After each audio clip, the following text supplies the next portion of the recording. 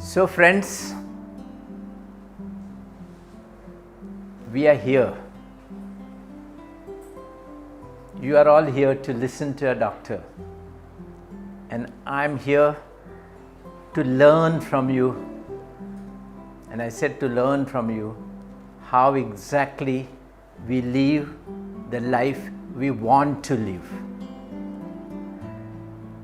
What is the life we want to live? First of all, we want to be very, very healthy.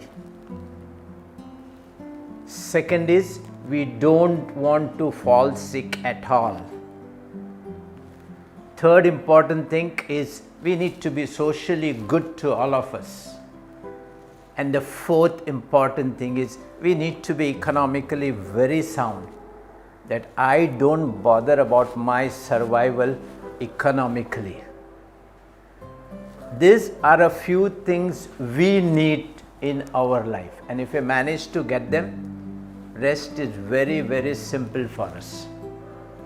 Life is very enjoyable, life is good, and we simply don't have to worry about anything in our life. And I say worry about anything in our life. And that is the life we want to have, and that is the life we are born to have. Okay. So let's see how we go ahead with it. I have written this book, Alert, Active, Alive at 100. This was one of my first book that I wrote on health for common people. I've been giving lectures to doctors and all. It doesn't mean anything to all of us. We just exchange our knowledge with each other. This was the book I wrote to all my patients and to the people. What does it show? Alert, active, alive at 100. Let me tell you, I'm a man of pure science. I'm a man who is doing medical research day in and day out. And this is what I wrote. You are born to live for 100 years. First of all, you are born to live. And secondly, it's very easy to live for 100 years. When I wrote this book, I studied on researched a number of centenarians. 6 centenarians, I could talk myself personally to them, spend time with them, understanding what makes them live into their life and live such a great life. And this book is available to you, and I've got a few copies also here from the publishers today. Especially I asked for them in case you can definitely take them if you want to. Now let's come to this. I've put up some points here so that I don't go haywire, because health is such a thing. On each topic I can keep on talking, I can keep on telling you more and more things. So I want to give you a concise thing today with our topic today is, how do I conquer my unconscious mind? And if you learn and if you are able to conquer your unconscious mind, take it from me, well, you will have a life which is totally different. Geeta, I'll definitely give you this thing later on. You don't have to write anything. Put everything into your mind. Just concentrate yourself and you make a great living. Okay. So there are 2 questions which I'm going to discuss with you. One is, how do I live a life without a disease? And secondly, how do I conquer my disease if I get one? First of all, I do not want to fall sick. And secondly, suppose I fall sick, like this corona, it can just enter your body from nowhere. What are you going to do it? I should be able to conquer it. These are our 2 clear intentions. And how do we go with these intentions? First of all, I want to give you what is the definition of health. Before 1948, for us, health was absence of a disease. In 1948, WHO took one definition of health, which says health is not just an absence of a disease or an infirmity inside you, but also your well-being physically, mentally, and socially. These are the three words they used. And that definition kept on going till 2020. It's only this year I have changed this definition of health. And I look at health much differently. What is my definition of health says? Health is not just an absence of disease or infirmity. Infirmity is deformity, okay? But it is a well-being of every function of your body. It may be a physical function, physiological function, psychological function, social function, as well as economical functions. If I don't have sufficient money to get my needs, I can never ever be healthy. I will always be a sick man. Now, it is a balance of you as a bunch of all these functions vis-a-vis the universe. It is a smooth play of your energy with the energy of the universe. Mind you, we are not a solid body.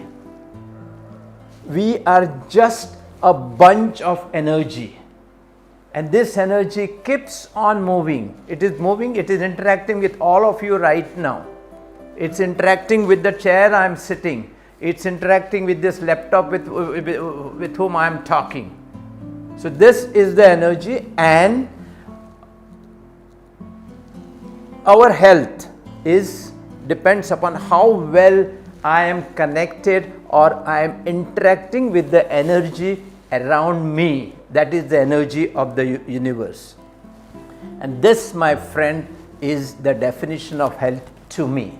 And if you understand the definition of health in this way I have explained, well, rest is up to you. You can never fall sick. Once you create this balance with your universe, your spirit, your energy will start vibrating in tune with that of your universe.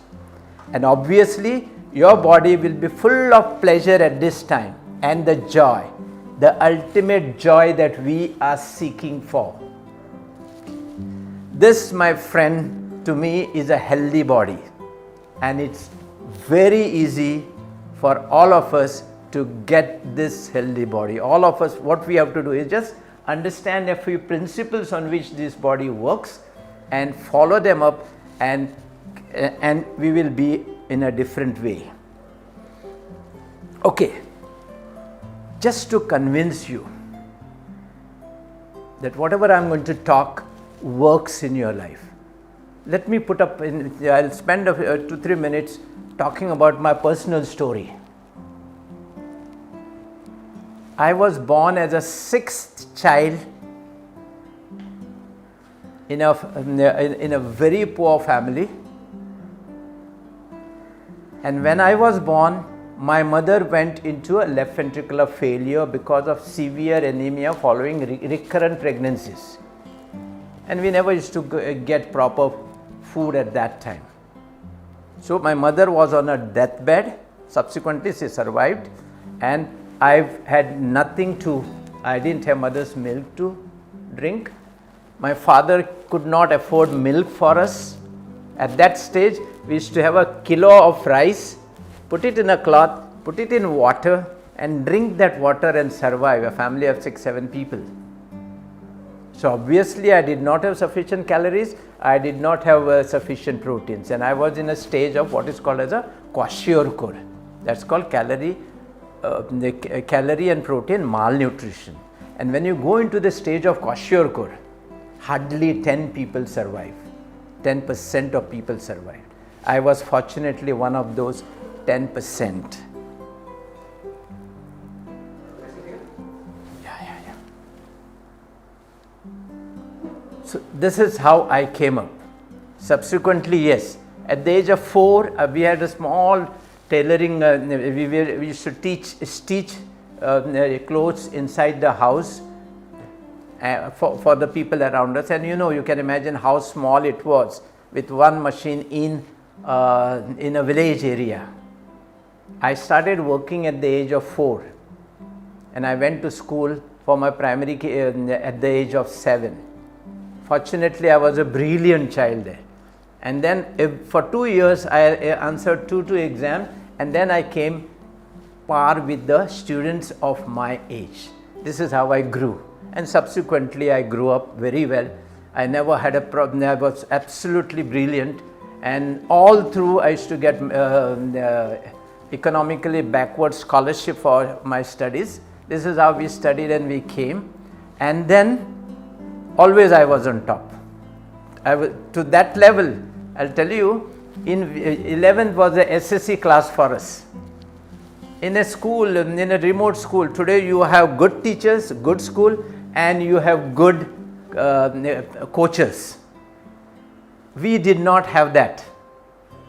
When I was in SSC, the school did not have a maths teacher, and we had 2 divisions of SSC, and I used to combine both these divisions, and I taught them maths as a maths teacher while I was a student of the same class.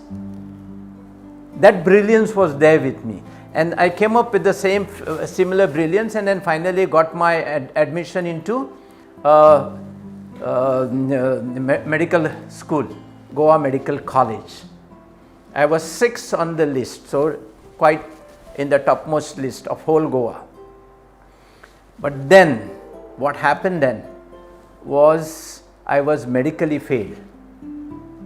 When I went for a medical examination, they said I am medically unfit to become a doctor. Medically unfit to become a doctor.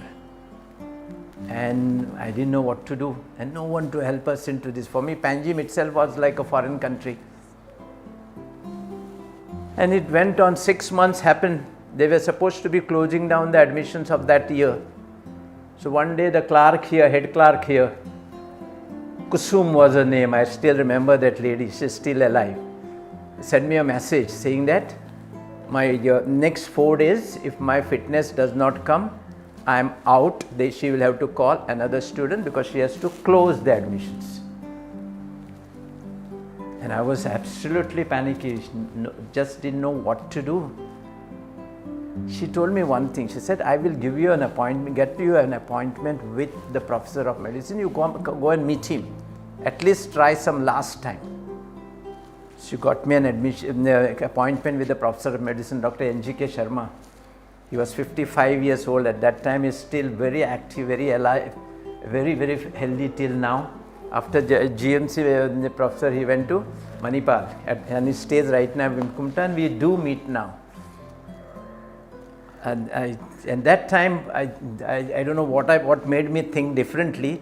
I was a badminton champion into that area with all my defective heart. And I took all my certificates and medals and all, and I went and sat in front of the professor. He took half an hour to explain to me why I should not join medical physically. He said, you got 2 defective valves, and you are not supposed to be living beyond 30 years, that's one.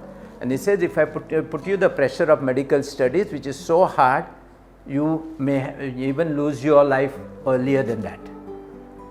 So I had no chance to sit with him.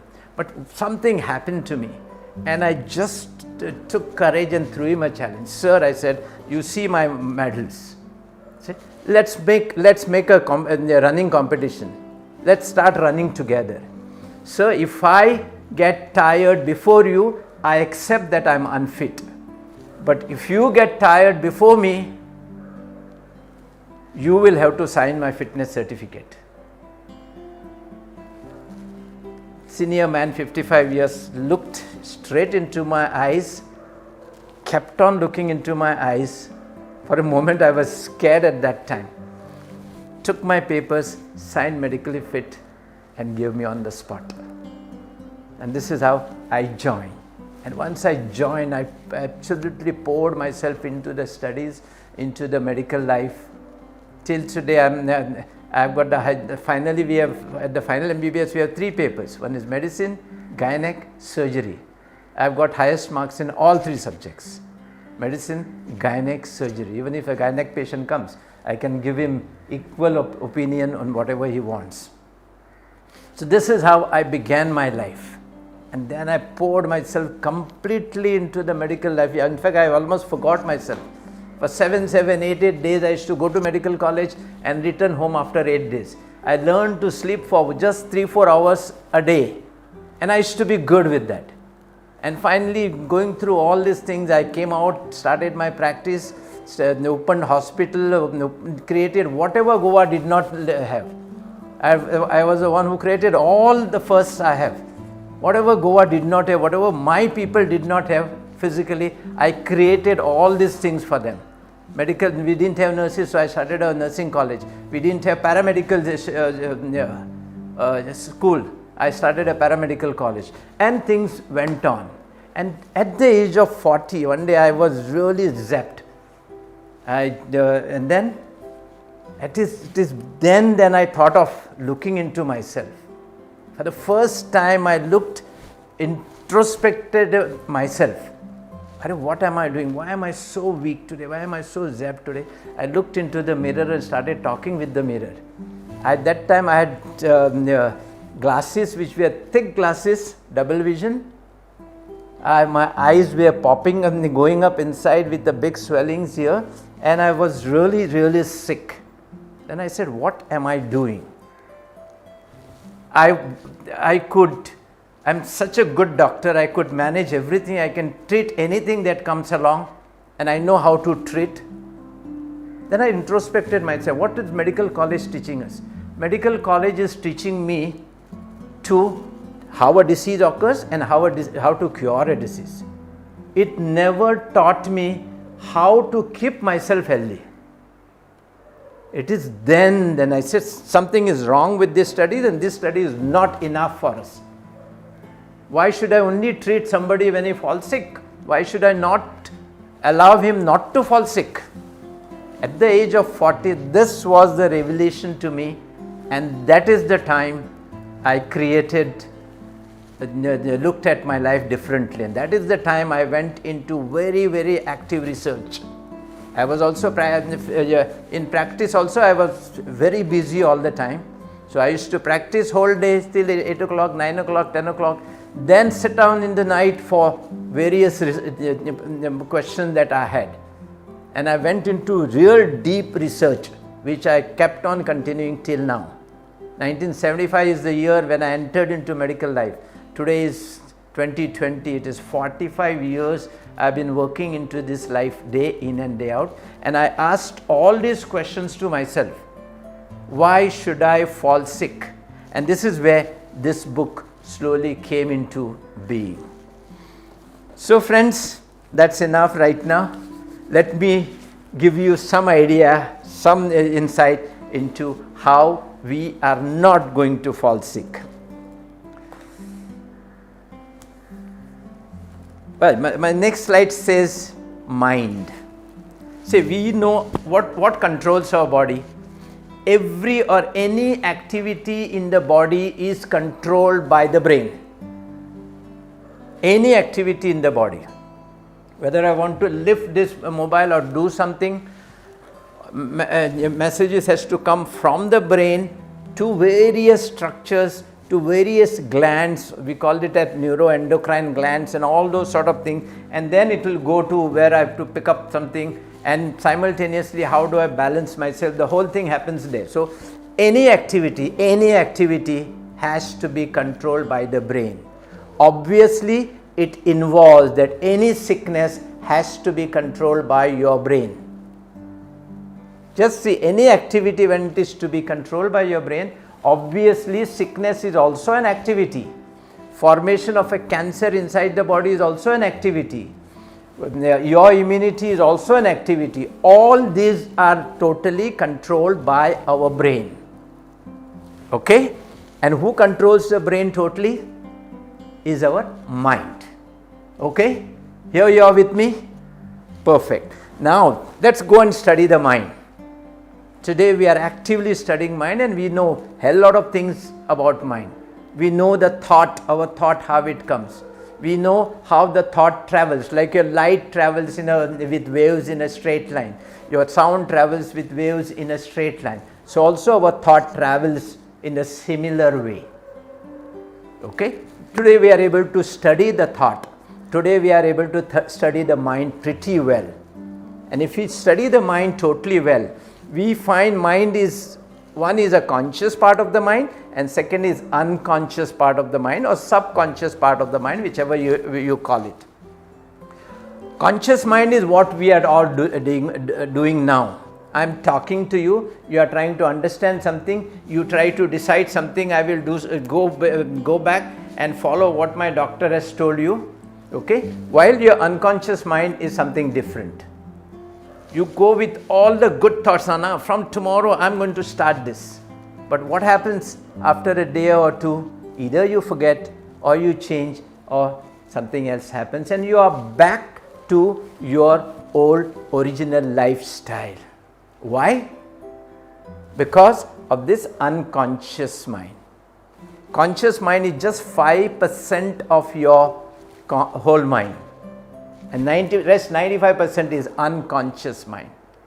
Conscious mind is all my wishes and whims and fancies is a conscious mind.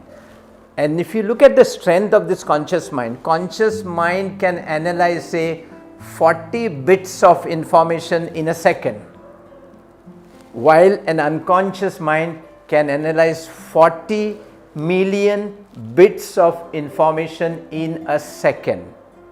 So this tells you how powerful is your unconscious or subconscious mind. Your conscious mind, you can keep on putting the facts the way you want, but unconscious mind, you cannot put up the facts the way you want. Your unconscious mind is developed while you are in the mother's womb, say right from week 6 of your inception till the time you are 7 years old. After that, you don't add anything to the subconscious mind. And this what you put into the subconscious mind is playing like a tape recorder into our mind all the time. So whatever you have been created by your parents during that phase of 6th week of pregnancy to 7th year, your attitude and your nature, everything is created at that time. This is why you find from a poor family, however smart the man is, they still remain poor, but from a rich family, however foolish he is, he still becomes rich. Okay? So this is what has gone into their mind at that time. So whatever gets played onto this. So our unconscious mind is the most powerful, tremendously powerful compared to our conscious mind. Okay?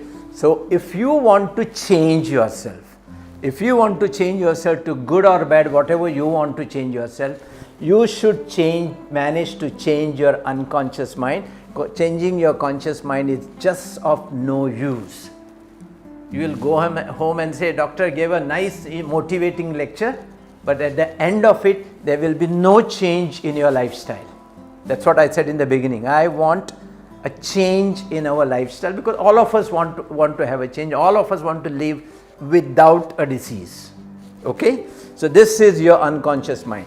And today's effort of ours is to try and see how do we change this unconscious mind. How do we enter our unconscious? Whatever I want to do in my life, how do I put it into this tape recorder of my unconscious mind?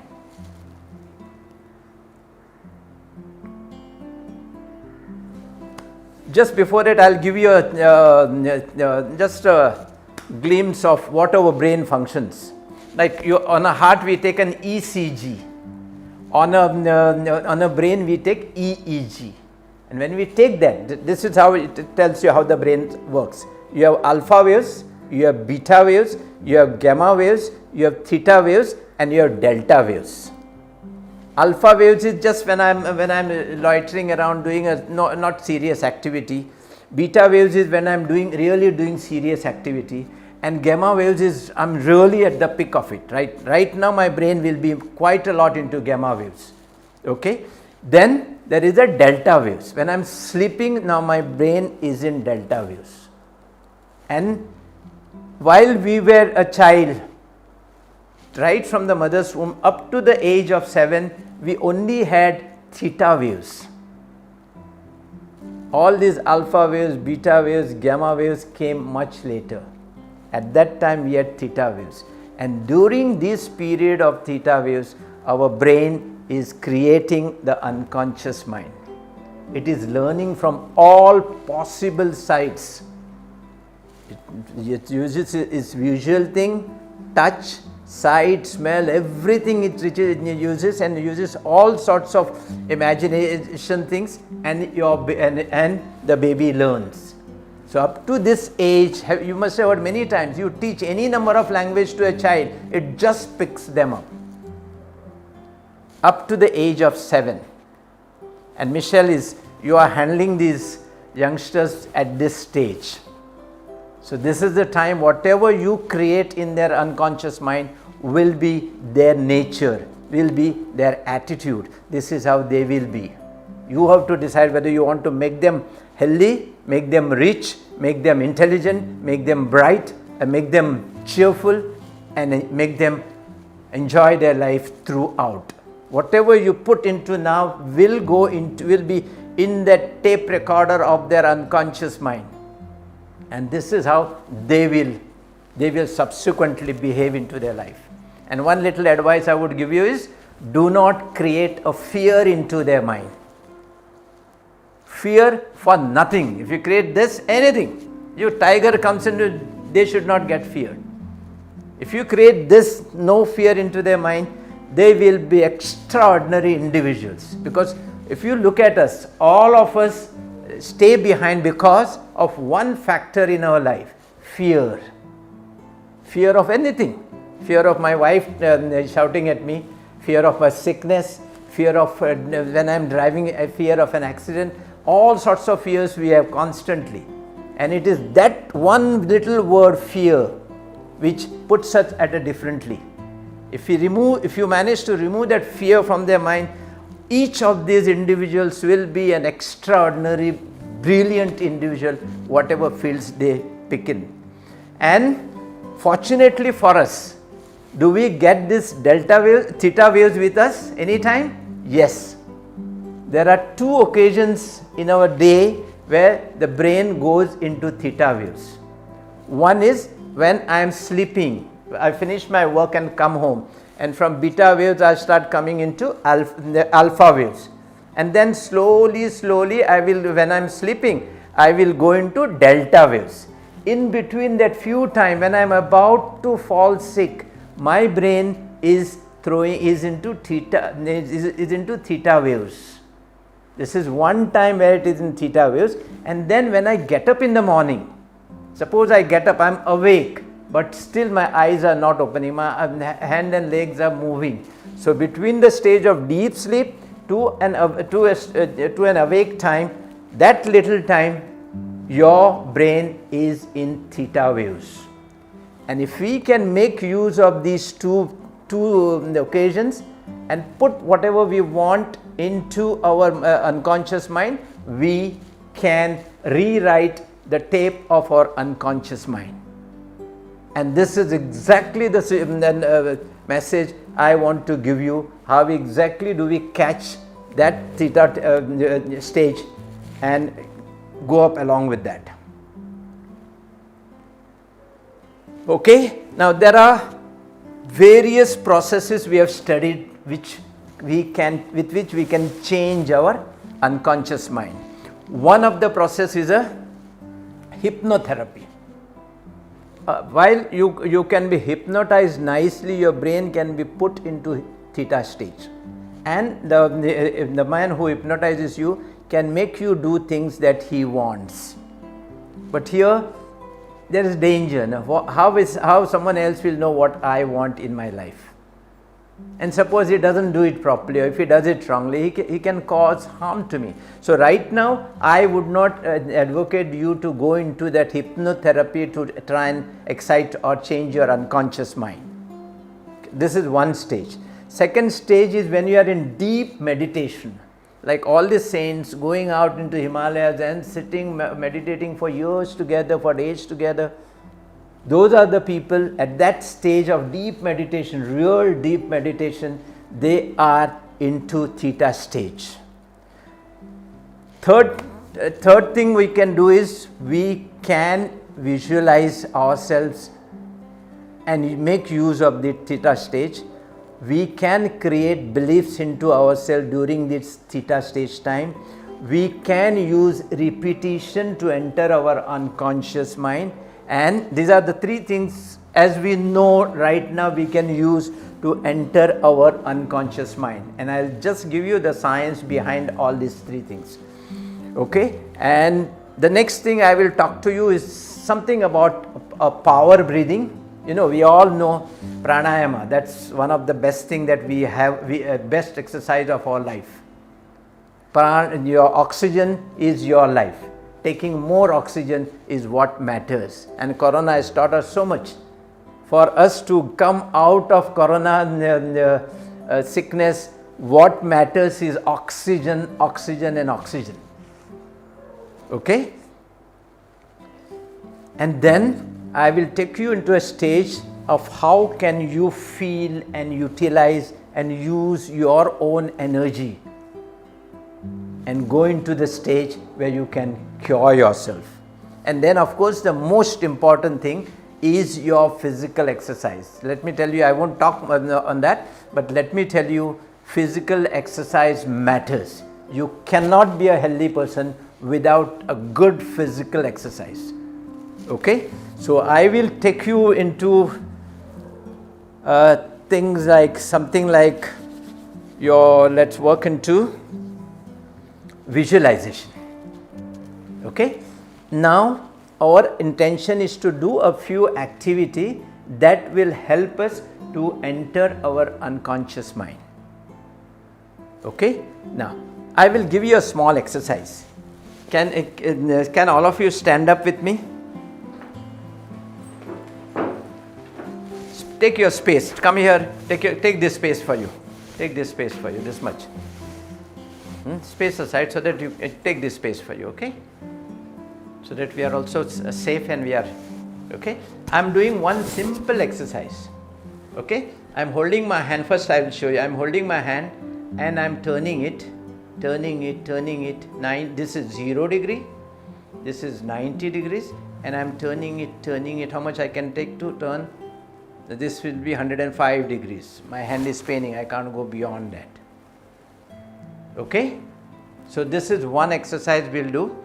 Then we will imagine of going beyond that. And then we'll try it physically back again. Okay. So let's all of you try how much you can go behind.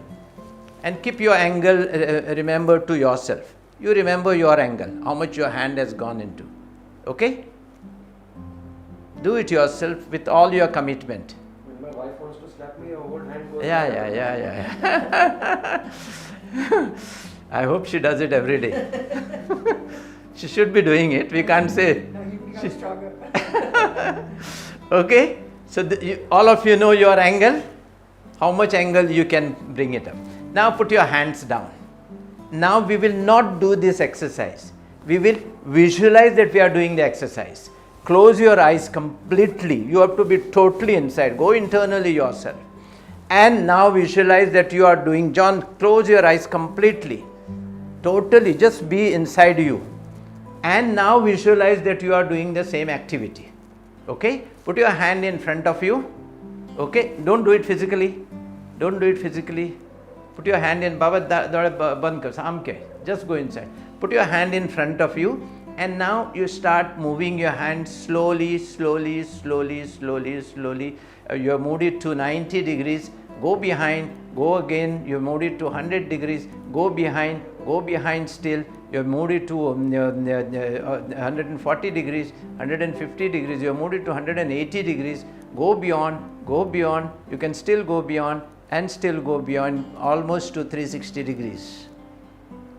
Okay? Have you visualized it up? Can you move it up to 360 degrees with your visualization? Okay? Now, let's come out. Let's open the eyes. Okay? Now, let's hold a hand again. Now, let's physically do it. Okay? Then you turn it, turn it, turn it, turn it, turn it, turn it, turn it low, turn it more, turn it more. How much you now you tell me how much you manage to move. Little more than what you could do. And how did you do it? With just one simple visualization. So when you are visualizing, you are making your brain work on it. First you did it physically, then you told your brain, well, let me move it further and further, and you are able to do it little bit more, much more, just by one single moment of visualization. Can you imagine if you spend your life in visualizing what you want in your life, where you can reach? Anything is possible. So now when you are visualizing, do one thing. Visualize good things. What do we visualize many times? I visualize fear. I visualize that I am sick. I visualize that something may happen to me. I visualize that my daughter or son there has gone to the market, may meet with an accident. And do you know these things happen? Especially with your children and with your close ones. You are in touch with them, completely in touch with them. Your brain waves are revolving around them. They are at whatever is the distance, you are in touch with them. I'll talk about it when we come to energy utilization. Okay? So the first thing that you are going to do is whenever you want to do anything, you are going to visualize that you have done it the best. You have dressed the best. When you go into the bath, you have had a much comfortable, much enjoyable bath. When you come out, you had a beautiful breakfast. You visualize that you have prepared a lovely lunch. Everything that you do, start visualizing that you have done it the best. And see the result yourself. Now I've just shown you, I can give you hundreds of examples, not a problem. But this is one most simplest example which you have seen it yourself. And I don't think you need any proof to know, to understand visualization matters in life. Visualization of a good health. Whatever you want to do, visualize it and it will always happen. Because when you are visualizing, you are creating a picture of that in your brain. You have created a picture of you moving your hand in your brain, and then next stage you just followed that picture. Once I see a picture, it's very easy for me to draw another picture. You just followed the same picture. Okay, so visualization matters.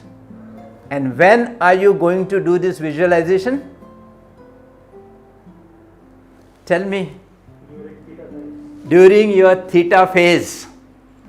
Just when you go to sleep, you can put up make a small recording, put it in your mobile, put your earphones in your ears and go to sleep with that recording. When you just come out, when you after your sleep, the morning when you are seeing, you just do the same thing back again. Start visualizing what you want. And you will be visualizing through your unconscious mind, because the mind is in theta waves at that time. At that time, the door of your unconscious mind is open for you to put in whatever you want. And that's exactly what you should manage to put in. And this is exactly what I managed to put in my life after the age of 40. And today, I'm much different than what I was at the age of 40. Okay, come, let's sit down nicely.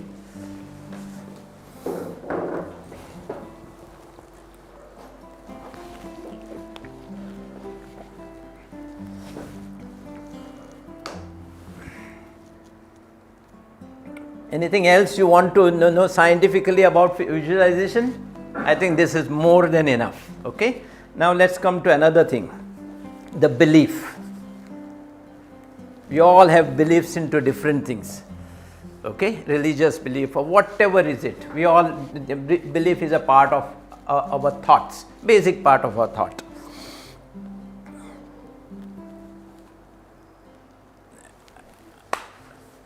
Bruce Lipton is one of the most intelligent cellular scientists today existing into this world.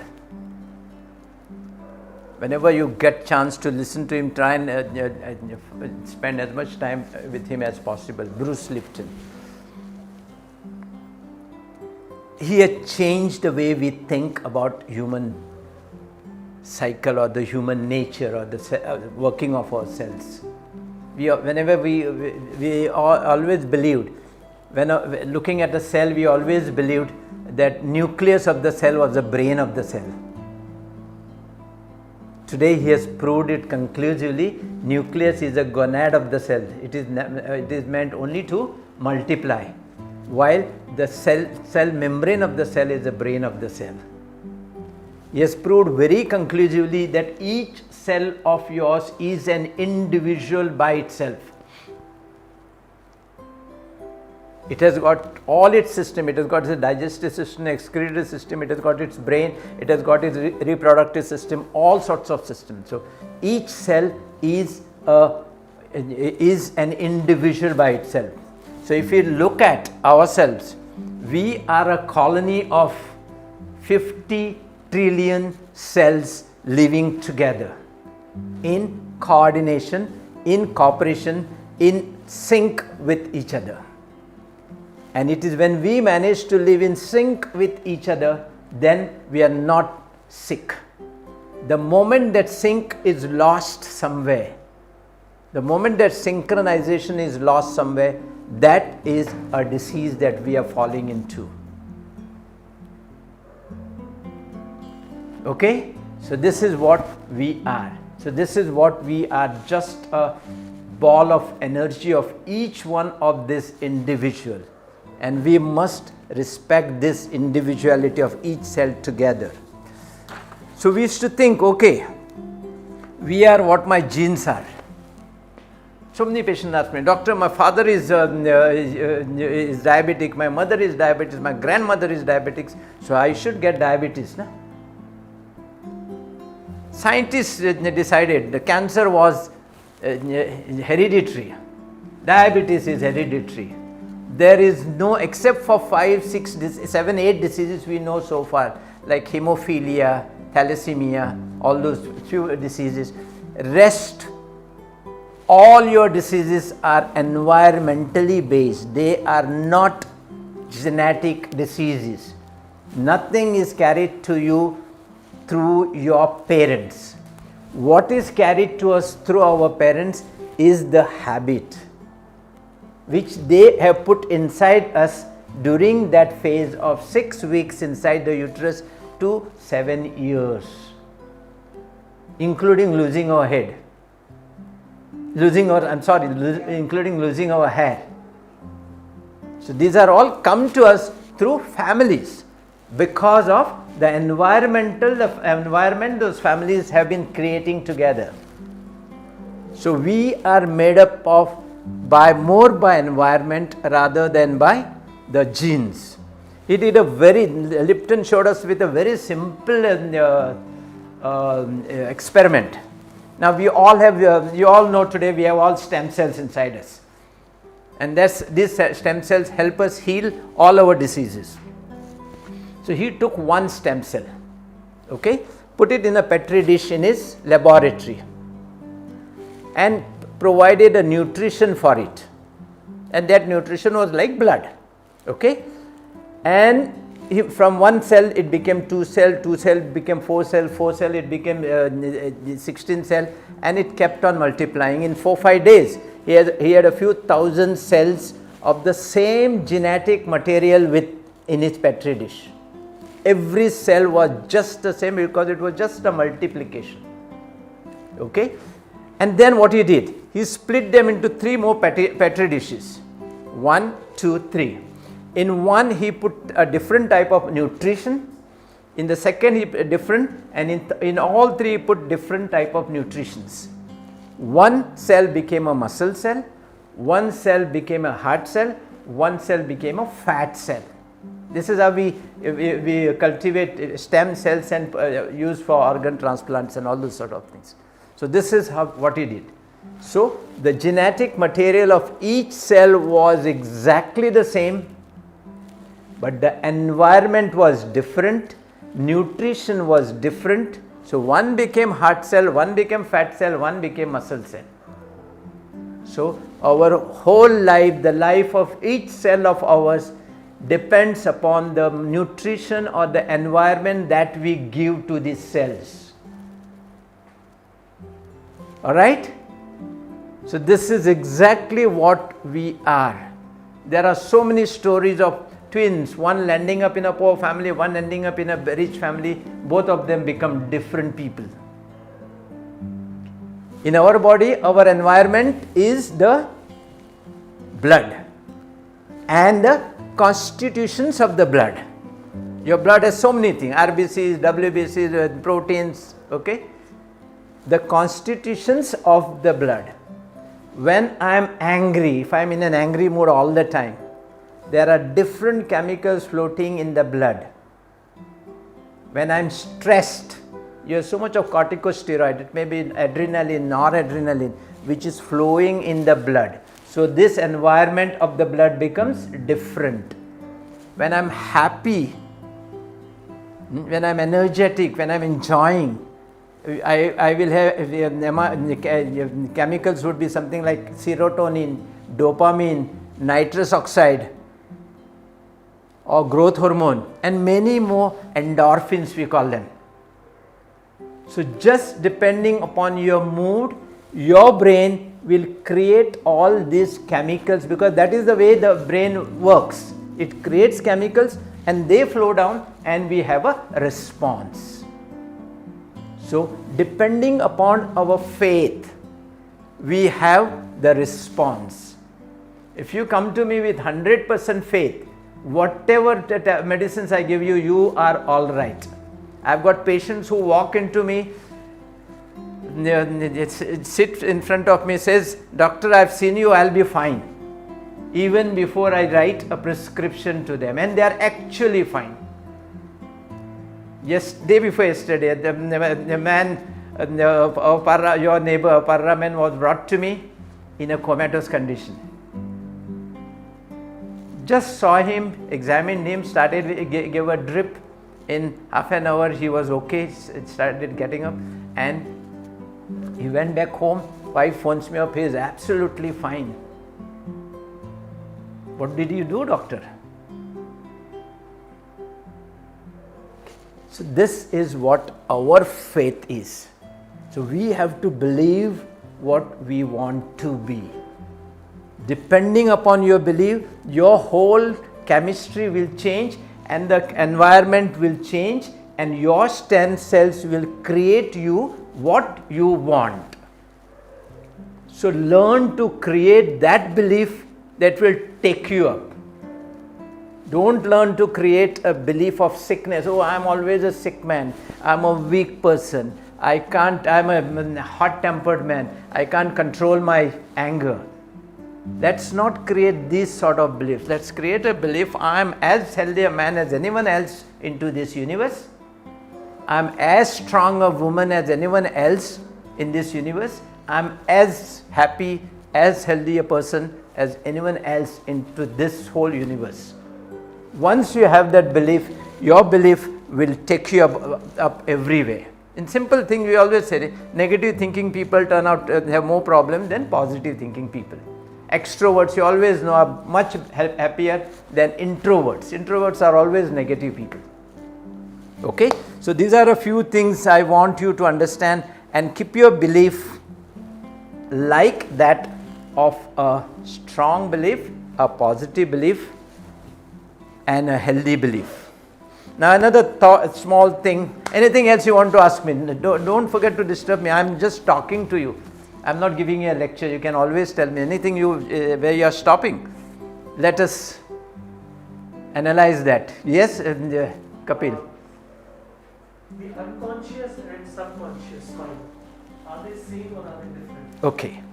Unconscious and subconscious, these are just two separate words. Oh. Yeah, these are two separate words. Either subconscious or unconscious, whichever word you use. We scientists use the word unconscious. while all your saints would use the word subconscious. Okay, it is just the same. There is nothing in between. So it is not like conscious, then there is subconscious and unconscious. This is all the same, just these two parts. Let's not differentiate between that. There is something in between, like the way I talked about delta waves. Okay, in cancer there is always a mutation of a gene. One gene alters and the cancer forms, and we can always pick up which gene is mutated.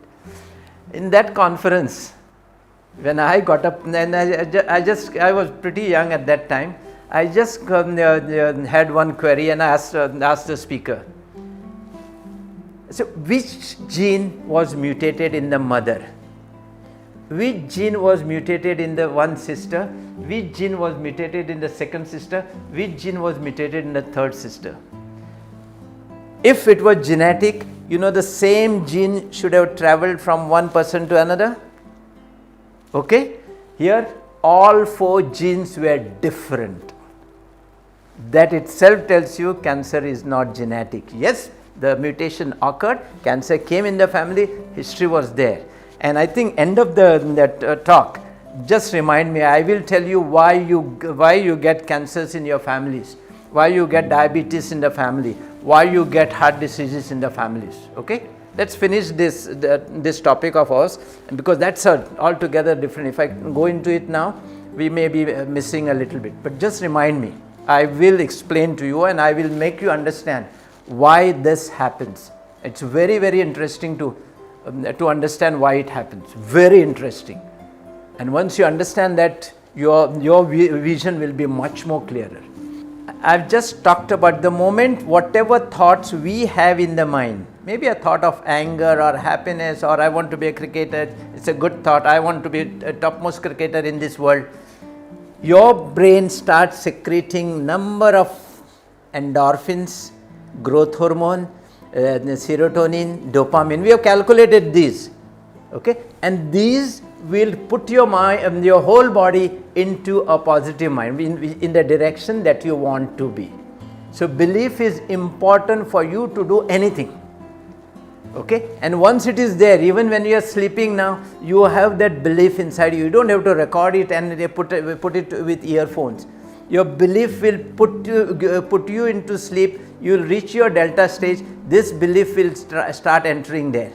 When you get up, you will get up with these dreams. The morning's dreams, you always say, will turn out to be true. These are the thoughts which you had in your unconscious mind, which you are repeating in the morning. Constantly you are repeating them. When you are repeating them, they are through your delta stage, they are entering your mind. Now what I am trying to do is voluntarily try and repeat it. Here, involuntary, it is playing on you. And once they are there, they enter your unconscious mind. And when they have entered your unconscious mind, they are constantly playing, and you should never miss what you want to be. You will always become one that you want to be. Always. Unless you have changed your belief in between. Because for your effect, your parents will be there, your colleagues would be there, your peers will be there, your people around you, your circumstances will be there. You may not get an opportunity to go into that. Okay? Then that will make you change.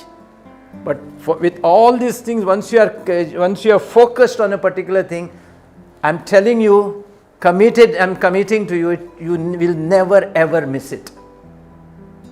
A student who stands first in the class keeps on standing first in every class.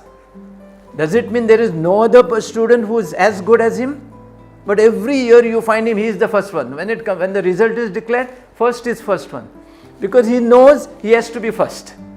His belief is perfect that at the end of the result, he is the one who is going to be number one. And you see that happening. So belief is that important. So Doc, expanding on what he said, also besides the thought that you nurture in your mind, the thought that you put in your head, is it when the timing also is very, like you said, theta, when you're sleeping. So is the timing of when you think also very important? If you have put up that dream while you were up to the age of 7, if somebody has put up that dream inside you, fine, it's already inside.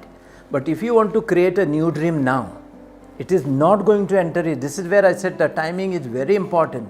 If you are wasting that time of the twilight stage twice in your day, you will not be able to put it so much inside your unconscious mind. And what place is your unconscious mind? You want to make it. Whole day say, no, I am going to be. But when it comes to your twilight time, some other thoughts are there inside you. And that time you will miss the boat.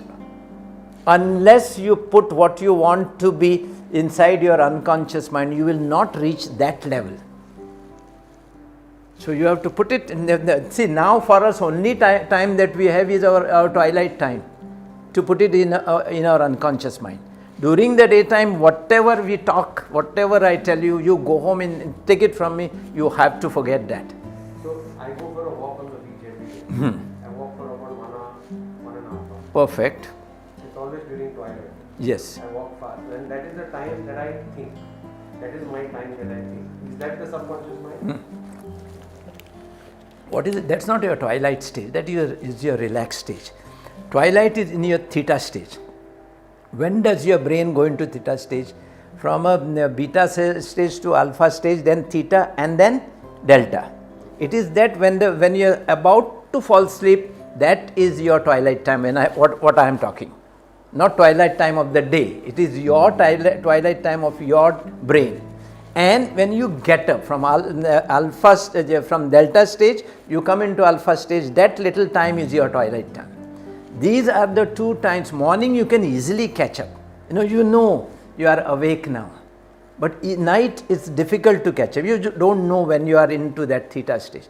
That's why the best thing in the night is to put your earphones and put on create whatever you want. Create that mantra like thing and put it on and keep it up.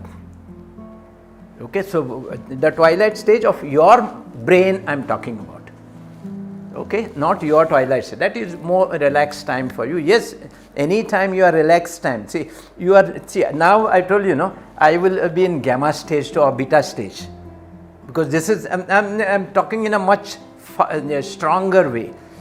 Then when I'm when I'm going home and cooling down and relaxing myself, I am in alpha stage. Then I go into delta stage, that is a sleeping stage. So during that time is my twilight time. Okay, so it is very little time when you fall asleep. It's much you can extend this to even half an hour when you are getting up. Okay, because you can voluntarily do that. All right, are we there? You think you are getting convinced? Okay. Now there is one more thing I am going to teach you. So when we were born, when we were young people, we were taught A, B, C, D or Sri Ganesha. Okay? At that age of 2 or 3 years, I never knew what Sri Ganesha was. None of us knew. But what our parents have done, just gave us a Sri Ganesha. They wrote it and we are just copying it all the time, again and again and again. And it is so much inside your mind. After that, has anyone ever taught you ABCD or Sri Ganesha? It is so much deep inside our unconscious mind. So the second most important, after visualization, you create that belief what you want to be inside you, and third is repetition. Repeat that belief again and again and again. If you are getting that same dream of being a cricketer every now again and again and again and again, you have to be a cricketer. If you are getting that dream of being fit again and again and again, you have to be a fit person. The sicknesses, you can just throw out your sicknesses just by repeating it again and again and again and again. If a man who was supposed to be dead by the age of 30 is still talking to you with so much of force, I have that which I've been getting repeated for the last so many years. 20, 30, 40 years, the same thing is, when I go to sleep, that's the same thing I repeat. When I go to pray, I don't do anything else. I don't ask God for something. I just pray that I'm fit and I thank God for that. When you do the jap, a lot of people do this jap, you take a necklace and a bead, count a bead, and what do you count? What do you count usually there? You say, you say Om Namah Shivaya, or some prayer depending upon whichever religion you are into. Each religion does that. What does it mean? Repetition. And what are you actually repeating? In Hindus there is a mantra for every sickness, and you just and that mantra comes to us in Sanskrit. You just generate that mantra. You just try and see that mantra. Say, I am falling. There is a Mrityunjay mantra. What does it say? It says, please give me health. Please give me health. Please give me health. And that you are repeating again and again and again. But what happens is when we are repeating, I am repeating it in that Sanskrit language, and I don't understand anything. And I just keep on repeating. That has no value. Whenever you do a jap, create your own mantra. Do that jap yourself. And if you manage to create that own mantra which you understand, which you feel, which you believe, and then you repeat it again and again and again, there's a very high chance that it is going to enter your unconscious mind. And once it has entered your unconscious mind, it is playing like a simple tape recorder.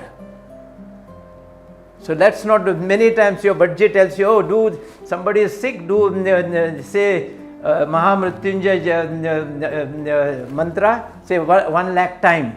What do? We pay a budgie. We give him 50,000 rupees and he sits down there and says it 1 lakh time. Is it of any use to us? No. We need to do it ourselves. Okay? And even in Sanskrit, these are the mantras which they created for every sickness. Keep on saying that again and again, and you are out of that sickness. Today we analyze what is vibrations, how loud and this and that. No. It is when you say it, you believe it thoroughly, and you make a part of that yourself. You visualize it, that I am healthy, okay? And then third thing, you repeat it. Visualize, believe, repeat. And then it has to change your body thoroughly. And it changes it chemically, because every time you think of a particular thing, there are some chemical changes inside the brain, and this is how you change your environment and create yourself into whatever you want to be. Now here you are, okay? I say you are okay. You don't want to say you are okay. But I keep on telling you, you are okay, you are okay, you are okay. You go to your doctor says you are okay. Your wife says you are absolutely fit and fine. Your children say, Papa, you are absolutely fit and fine. Don't you think it changes you? But if the day you believe it, you have changed yourself. It will be more effective when you do it.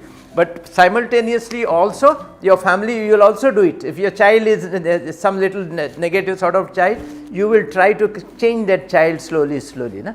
By keeping all the things in the family and pushing it onto him. Okay? But the moment the child believes and have that confidence, then it's a different story. Same belief, same repetition, same Visualization, belief, repetition. If you have done it yourself and you are doing it, you are at the highest thing. If you can't do it, I have to do it. Okay?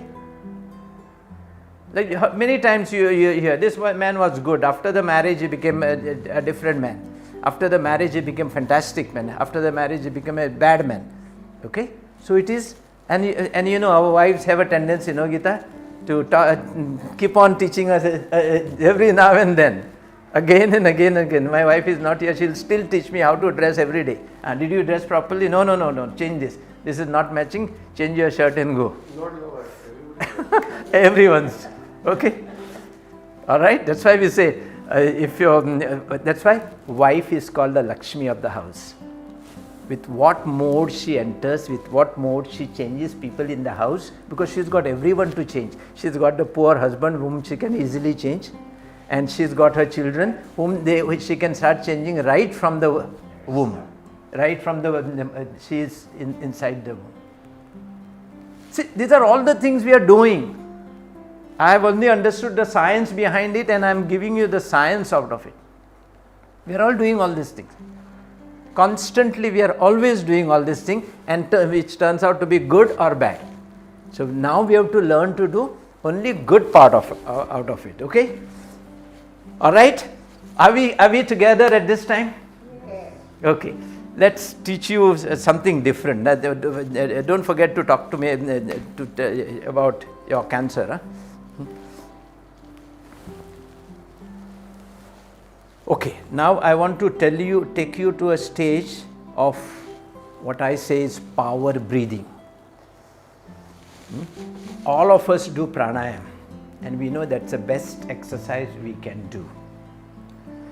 Okay, and over the years, a lot of research has happened on power of breathing.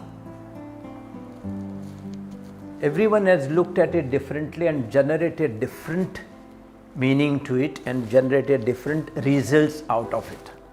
Okay, and so this is exactly what I call power breathing, to do something extra than what we want ourselves. These days, all of us, the word immunity has become a common to us. So let me take up that immunity word, and let's see what that power, how can we change our immunity through power breathing.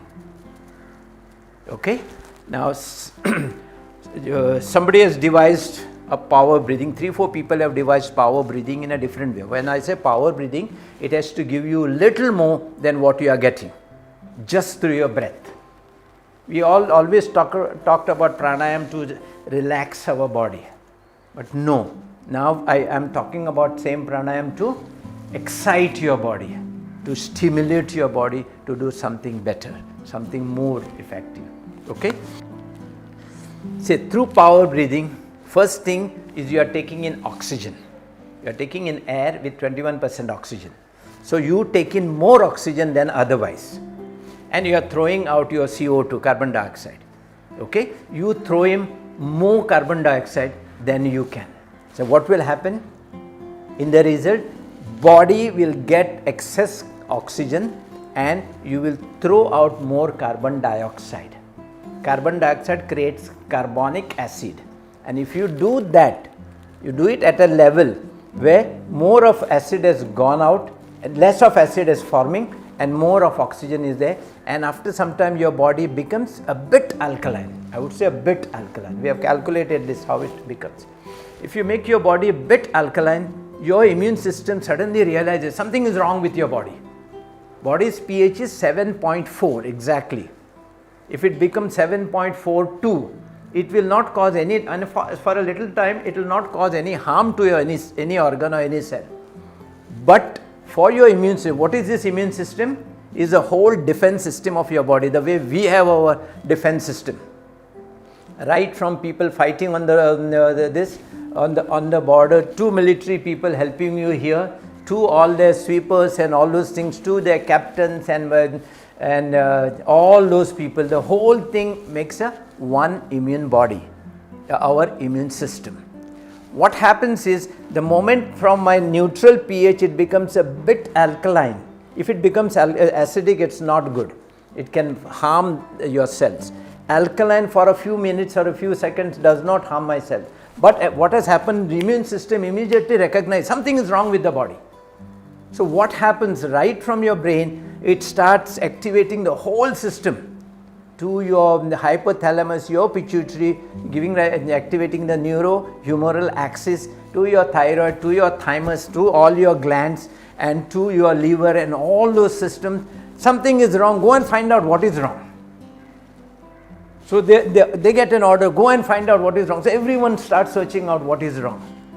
And you know what is wrong is what you have created. So this becomes a sort of a dress rehearsal for your immune system. So every time you practice and practice and practice something better, you can create wonders. So this is exactly what happens. You stimulate your immune system, again, say at least twice a day, and over a period of time you find your immune system becoming so strong. Forget about infections like corona and your other viruses. Even diseases like diabetes and cancers can be controlled just by your immune system. And even we have found the patients in depression, after the power breathing, they go out of depression without a tablet in as less as 1 month's time, without a tablet. So if you develop that habit of developing the power breathing, I tell you, half of your job is, half of your war is won by you, especially these days. Okay, and how do we do it? Number one, first thing, just be relaxed and breathe as much as you can. So when you pass more air through a small opening, it generates noise. This is how you play all the organs, na? You pass more air through small opening. So when I take more air through my nostrils are same, the opening is same, I am pushing in more air than normally, so it makes noise. So I take as much air as possible. So normally you take 500 ml of air with one normal simple breath. Here you can take as much as 1.5 liter of air. Okay? You expand on top, expand front, expand at the back, and push your diaphragm down. So you increase the chest cavity. And when you are leaving, leave it slowly. Because inspiration is always shorter, expiration is always longer. You keep the same normal physiological response of your hypothalamus. This physiological response is governed by hypothalamus. You don't change the brain. You keep the brain as it is. Just create alkalinity inside your body temporarily.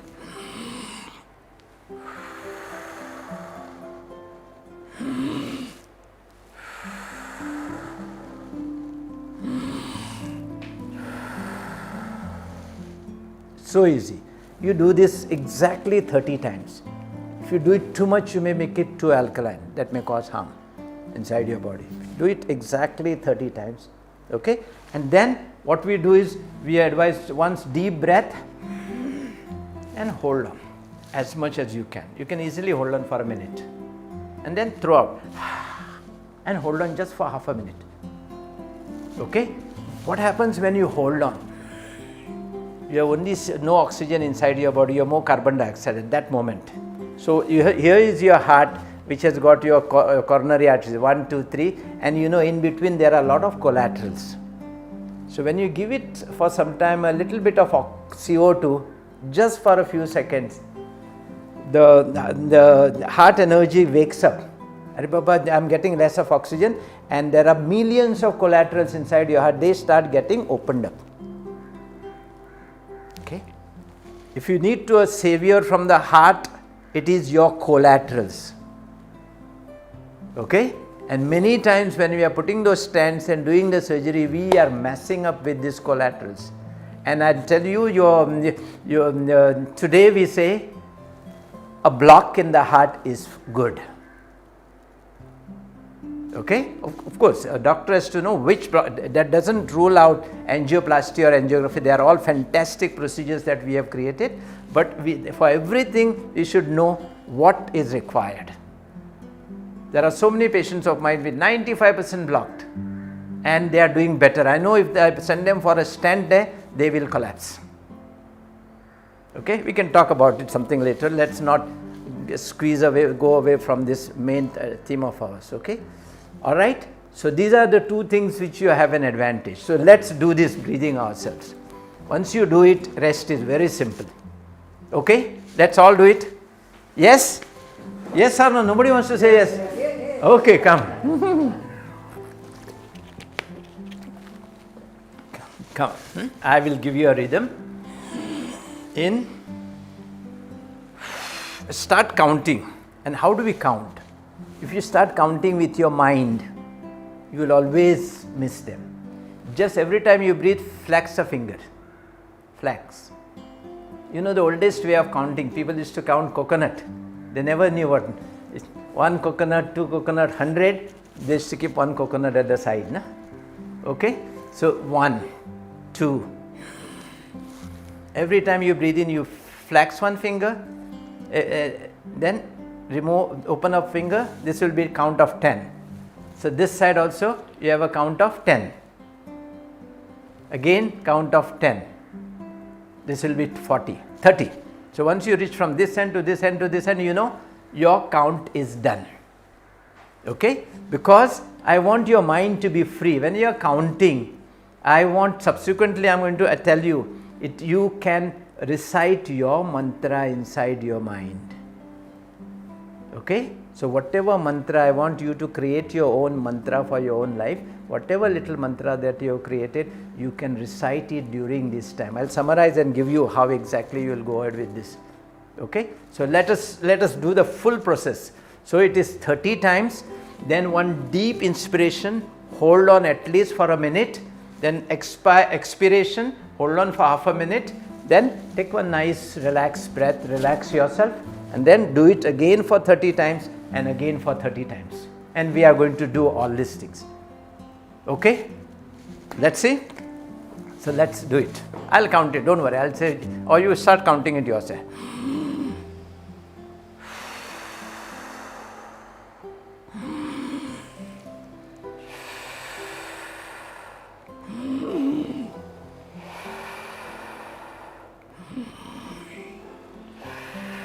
Close your eyes and concentrate on yourself. Don't hear anything. You're using your oxygen. Take your oxygen to your brain. Take your oxygen to your every body. Take it everywhere that you want. Take it that deeply.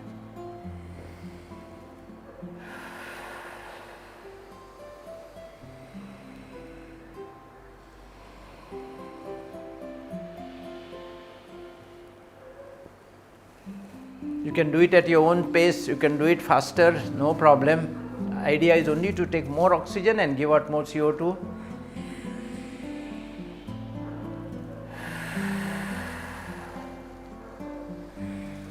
Once it is inside, it's completely inside into your brain, into your mind, into your whole system. When it is going out, it's totally slow. Don't force when it is going out, just relax and release it slowly. When you are taking it, you are doing the active work. Stretch your chest as much as you can.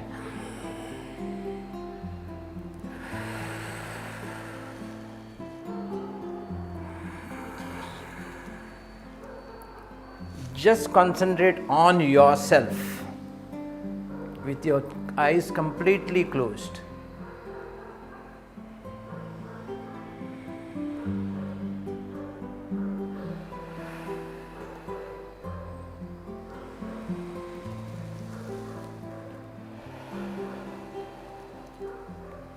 After your 30 times, a deep breath.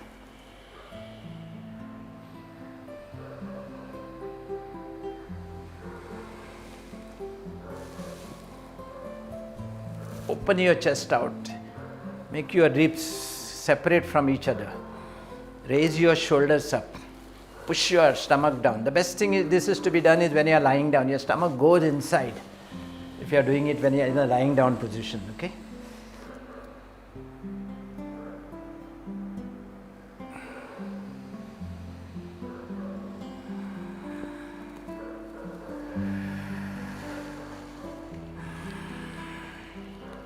You are taking so much of air that it must give you a musical noise when it goes inside.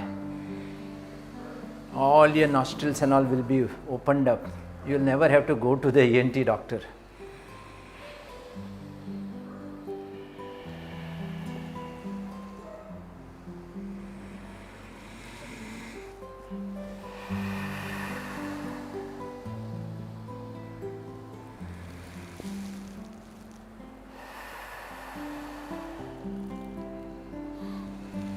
For the first few days, it's going to pain your muscle, chest muscle. Because that's what happens when you do a lot of activity suddenly.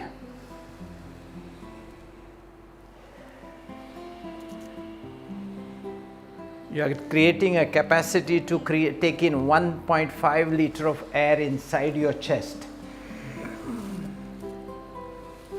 Open up completely.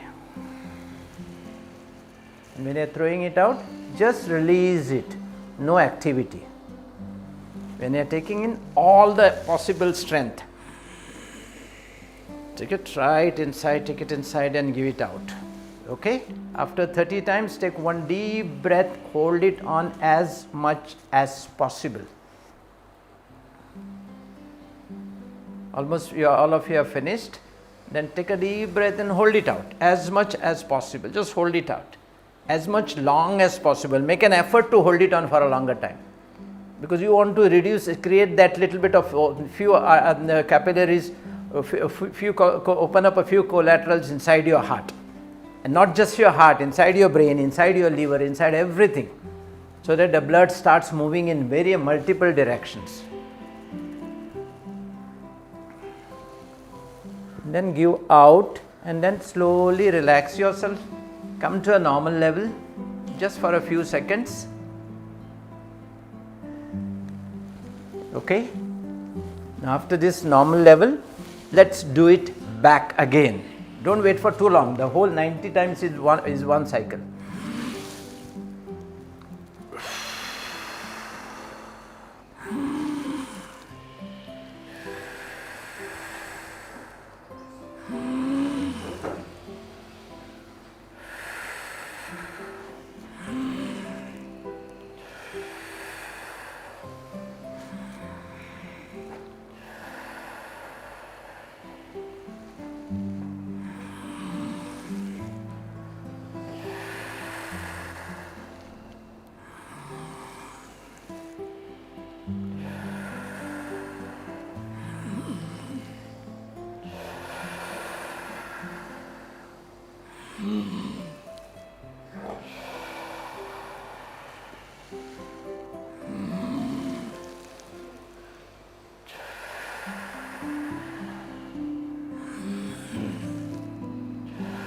The whole 90 times lasts about 5 to 6 minutes, that's all.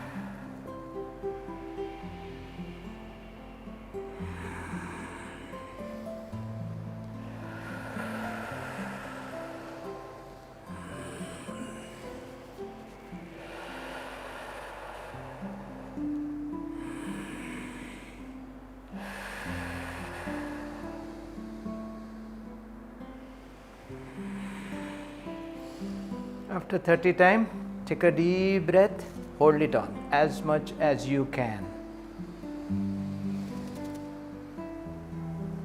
Take that deep breath and hold it on.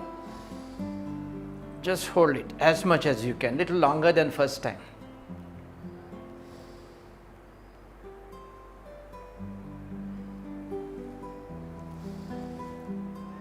And then give out. Hold on there.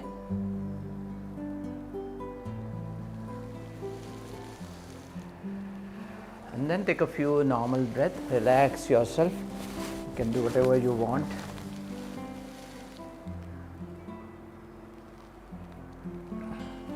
And now one for the last time, okay? This is important, okay? Third time, okay? Again, let's start now. Very important that you don't miss the third time, okay?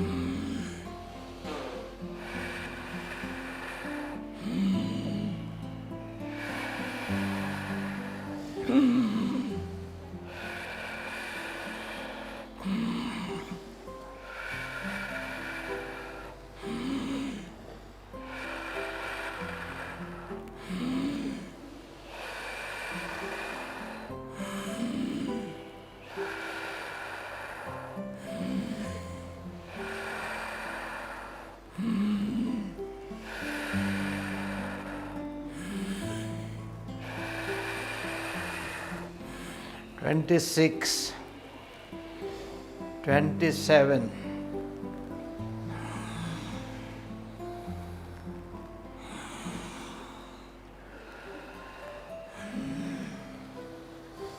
And now a deep breath and hold on.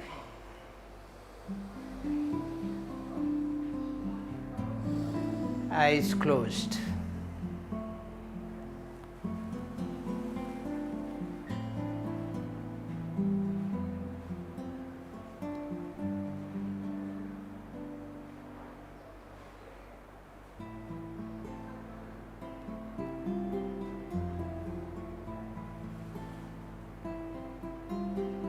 When you leave your breath, leave it slowly. Don't leave it with a jerk.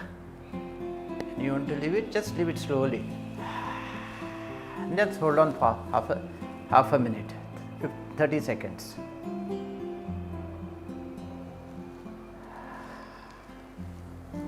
Then you slowly open your eyes and just relax your body. You will feel giddy. At this stage you will feel giddy. You will have almost like a goose hair on your body, because your blood for some time is alkaline, it is abnormal. You will totally feel different. Just relax for some time. This time now your immune system is totally activated. What is wrong inside? Every cell of immune, every soldier of your defense system is activating and is moving out, trying to see what is gone wrong. Of course, it will not find anything going wrong, because this is not an attack done by some foreign body or foreign organism on your body.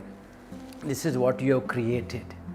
So activate like this your immune system in the morning and evening twice a day and see yourself what happens. And it's important when I teach these people, just say one time's enough, we'll do it at 30 times. And they never end up in doing it. The first lesson of anything good to be learnt is perseverance. And a lesson of and any perseverance will always give you the results. And a lesson of perseverance is take a job, small job in your hand, and do that job till you complete it. Many times I know this, I'll do it later on. This never happens. Every day take 5 jobs and perceive it. You want to listen to create a good atmosphere in the house. Your wife is giving you some lessons. She's teaching you something. She does it with all the good intentions. Perceive yourself. I will listen to all that. 1 minute or 2 minutes, listen to all that. Calmly. You'll see the calmness in your house. Whatever happens, take a small job. Complete that job. And if you develop that habit, take 5 jobs every day and complete those 5 jobs, you will develop that attitude of finishing a job. Here, what I taught you in the first few breaths is the same thing you did at the last, but I made you complete it to understand the perseverance and to see the effect. I'm sure most of you, how did you feel? John, how did you feel? Yeah, you have been doing it, you have changed your whole life, your diseases have just disappeared. Okay? Michelle?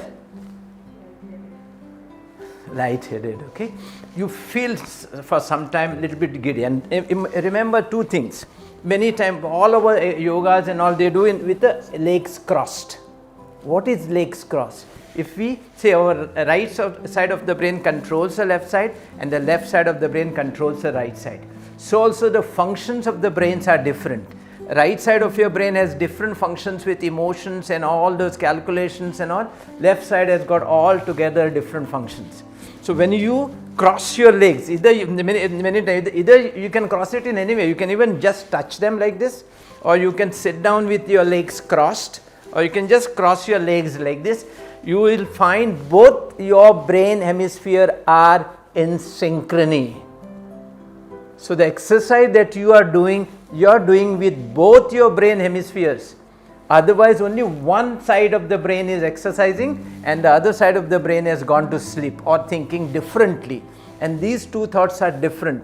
When they are in synchrony, you have a better chance of being in synchrony with your whole universe, and then your health is much better. So the best results is when you're sitting cross. When you're sitting cross-legged, that is the best. You've seen all the yogis, they will come this way and do everything sitting with their legs crossed. Every activity they do it this way. This is the best. All your pujas and everything is done this is the best way. This sitting itself is like a meditation. Because at this stage, both your brain hemispheres are synchronized. This hemisphere is getting messages from here. Simultaneously, this leg has crossed this side. So from this leg also it is getting messages. So also this leg. Okay, when you even when you touch it, it's enough. But whichever it is, whichever you are comfortable, be comfortable. And the best way is to do this when you are sleeping also. Beautifully, you can see your stomach going deep inside when you are doing it in sleeping. But just touch your legs to each other. In sleep, you can only touch your legs or hold your hands like this, so that your body, your mind, your brain is in sync with each other. Okay, otherwise both times our two hemispheres talk, think and work differently. Many times you are reading something and some other thought is there in your mind.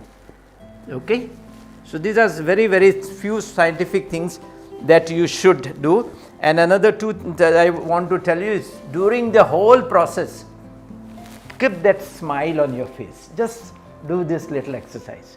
The moment you change yourself, just try it yourself. Just do like this. Just do like this. See the thoughts, processes that change inside. Just this little exercise. You just concentrate and see that. When your thought process change, what changes? The environment changes. The internal environment changes, because that every thought process will lead to different secretions from the brain, and the whole environmental situation changes. So you want to have a best of everything that goes along. We just talked about our whole body is a field of energy. Is it there with you? Am I a proper man with a field of energy? Okay, I want you to experience one thing. Come. Can you see some energy around my head? I can see around each of you, every head I can see a beautiful halo. We are used to seeing a halo in front of people with saints and Buddha and all that. Their photograph is always shown with halo. Do you have a halo around your head? Can you see that halo around my head? Okay, can you see that? Just see it straight, around a little light around the head, around my head. Concentrate. If you can't concentrate, just make your eyes a little bit smaller, because you have to see it once. It's enough. Then you see it all through. Always, I can see it beautifully around your head. That's because I don't have hair. I said around, not on the head. Around the head. Okay. Who has not managed to see? You managed to see? No? You still find it difficult. John, you can see very well. Okay? Michelle? You can see it very beautifully. Baba? You can see it now. Okay? Sunil? Geeta? Yes. Kapil? You can. Now only two of you. I want you to see it. So is it a Light, something light. Is it a visualization again? No visualization. You are seeing that. It is there. You can see that energy coming out of my head like this, like the rays of sun. And that's one of the way our body controls all that we do. One, through the brain and through neuromuscular junctions and all those neuroendocrine system, it controls your body. That is one way. And the second way the brain controls the body is through a direct waves. And I tell you where these waves can reach. Direct, it just throws the waves around. See it properly. Come in front and try and see it. And see. I'll bring you. You come here. You come here. Now, Yes, I'm seeing it beautifully around you. Once you have seen it, then you have seen it. Does everyone manage to see her? Yes. Okay?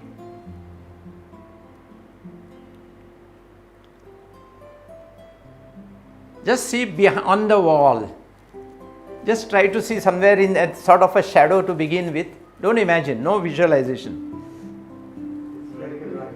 Can see? Very good. Like, we can see Kapil? Yeah, yes, very clearly. See, what Yeah, I yeah. understood from him is it's such a low frequency. Yeah, you have to pick up that. Once you have picked it up, you know how to pick it up. Generally, we don't see that. Like so many sounds you don't hear, na? You don't hear. But if you develop a habit to get up in the morning and hear the sound, you will find even at least 50 different birds singing in different tunes in our own building. Birds, outside. Here I can hear even a crow singing somewhere outside. So this is what you have to just learn to see that. You just have to learn to do that. So I'm focusing more on the hello rather than the person. Yeah.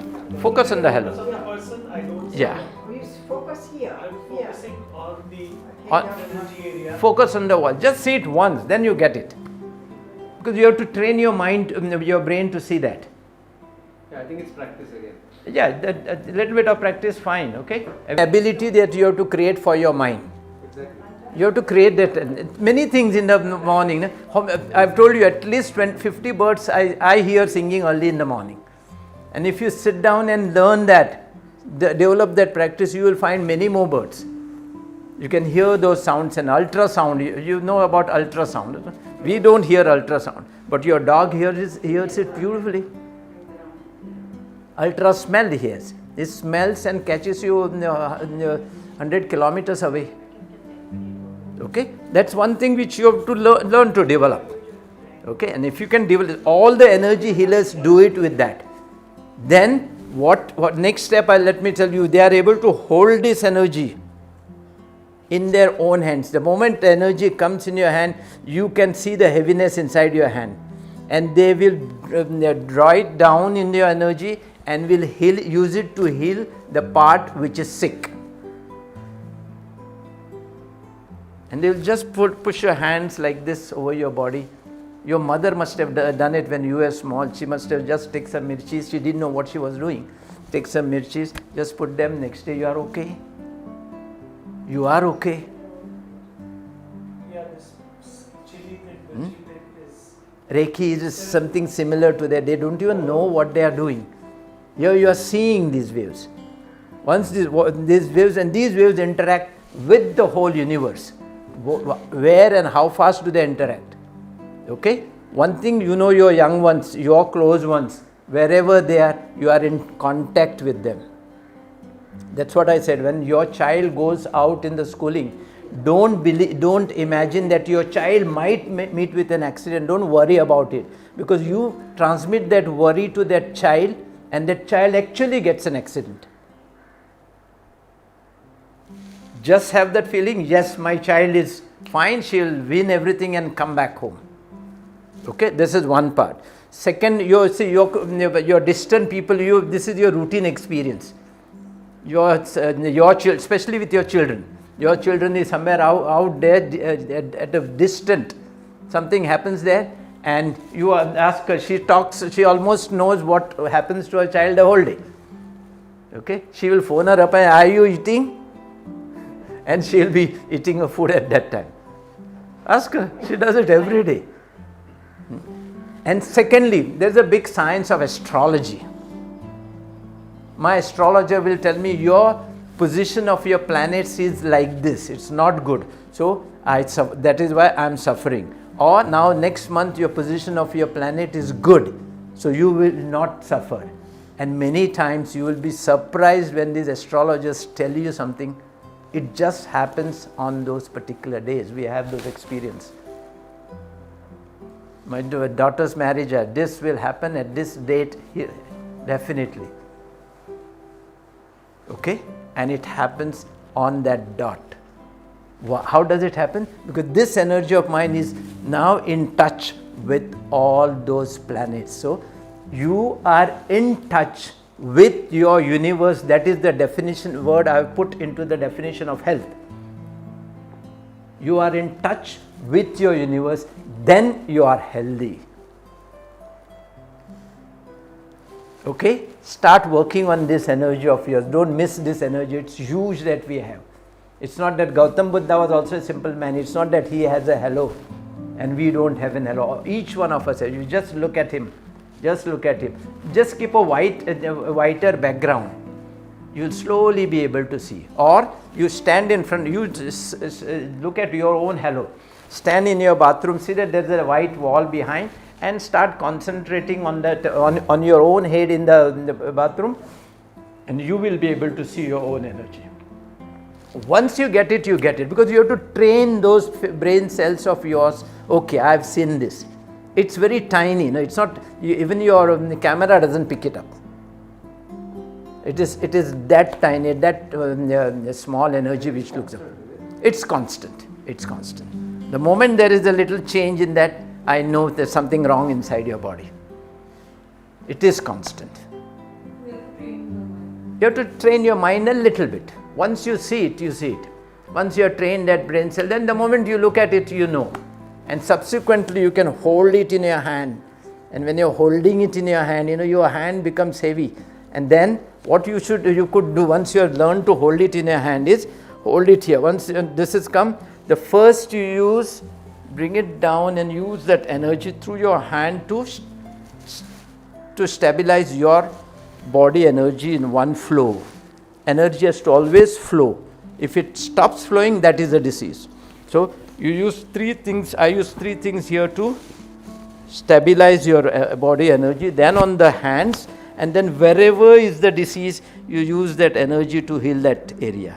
My heart is still surviving because every day I'm making those valves still stay there. Okay? When I had, suddenly I had a very high sugar, so I was pre-diabetic, I could bring that energy and stimulate my make my pancreas and my liver healthy. And it is possible. This is how the energy healers heal you. And they do wonders, I'm telling you.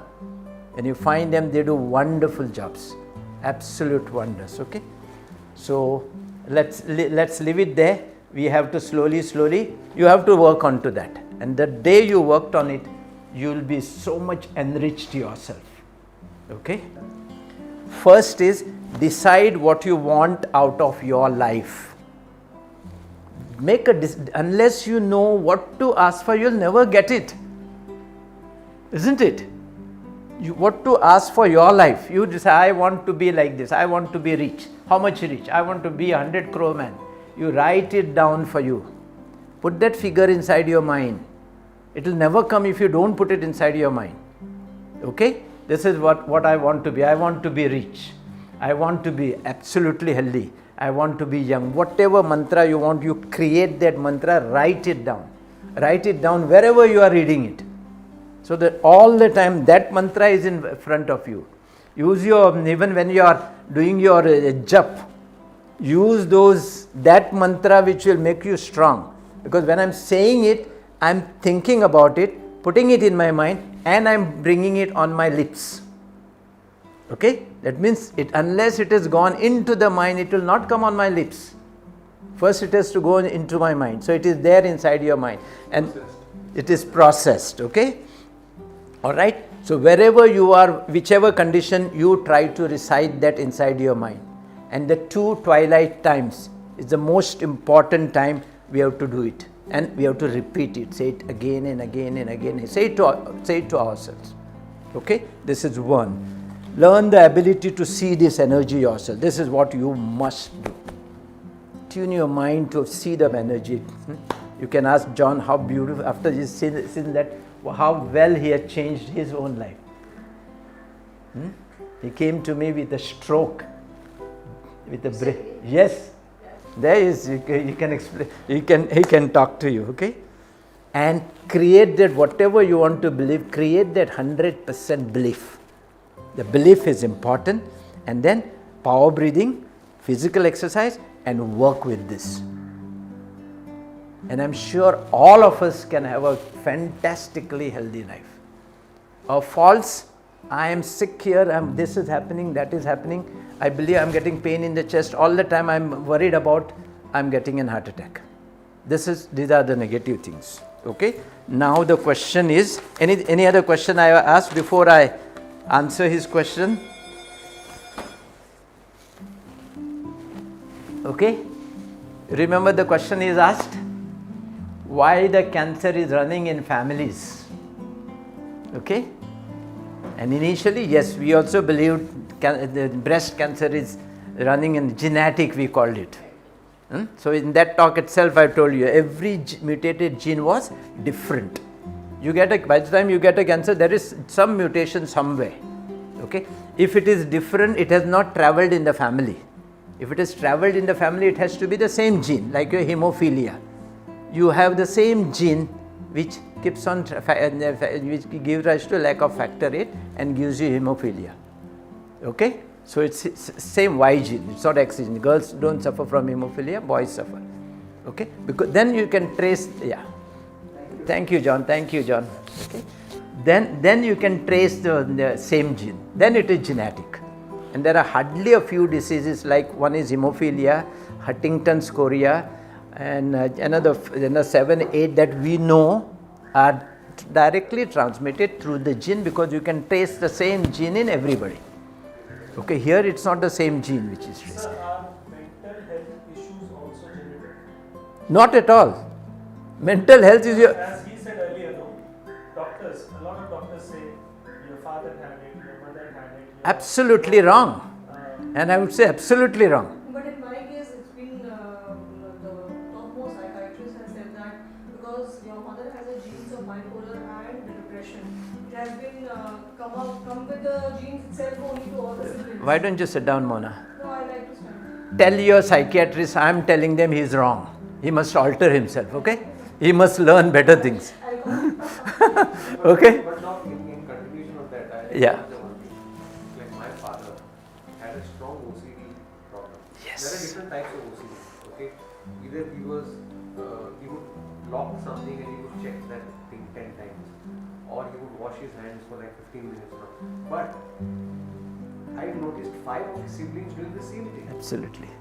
Doing the same thing is okay. I agree with you 200%. My mother, we never knew this is called OCD. I mean, at that age, she used to check the lock, regularly. Now I also feel I have some of those symptoms. If we are particular about certain That's why you things. asked about the mental health. Yeah, I know this. I spoke to Ritu about it. Ritu also mentioned that, So we know that some of those symptoms are there. So again, is it something more environmental, something more, conditioned? Is it like that? Okay. Now the first thing is, Mona, why don't you sit down? Otherwise, come here. No, I'm seeing my younger daughter. Okay. Oh, you can sit down there and watch it. Because I'm feeling uncomfortable seeing you stand up, okay? It's difficult to see a lady standing and you are sitting, okay? Oh, they're sitting only, know that. Those days are gone, doctor. I haven't gone. No, because No, I was finding it uncomfortable. I was finding it I've been uncomfortable. strongly said by many doctors that because your mother had a problem of depression and all 4 siblings have it. It is not only said by doctors, it is written in a number of our medical books, okay? Large number of our medical books. And today, I say this is totally wrong. Absolutely, there's not even a question about it. What happens? Now let's take this example of cancer. Then you can apply. These are small issues. Cancer is a big issue. Okay, why suddenly? First thing is, I have my 2 brothers. This happens a little bit more in ladies because ladies are more towards this, okay? It's a breast cancer, okay? Mother gets a breast cancer. First thing is, the breast cancer person suffers. And when I see my mother suffering, it enters my mind very much. Especially at that twilight time of mine. All the time I'm worried about my mother suffering. Okay? When I'm sleeping also, okay, how is my mother? Okay? When I'm getting up also the same thing. So it has entered my unconscious mind. Then it's suffering. Suffering is something, it hits you too much. If I give you some sweet thing, you will eat it and okay, you'll say this is nice. But if I give you something very, you say, very pungent or very horrible thing to eat, for years you will remember that. Okay? Because that hits your mind much more because you think much more about it. So when it comes to suffering, it hits much more. Again, your unconscious mind. And you have watched her throughout unconscious mind. It has entered your unconscious mind. Simultaneously, I have a few doctors telling me, this is going into your genetic family. Yeah? You also have a possibility of getting it. When I go to my doctor, oh, you also have a possibility. We also write the family history. No? You have a possibility of getting it. So that has gone into my mind. And I've taken care of my mother.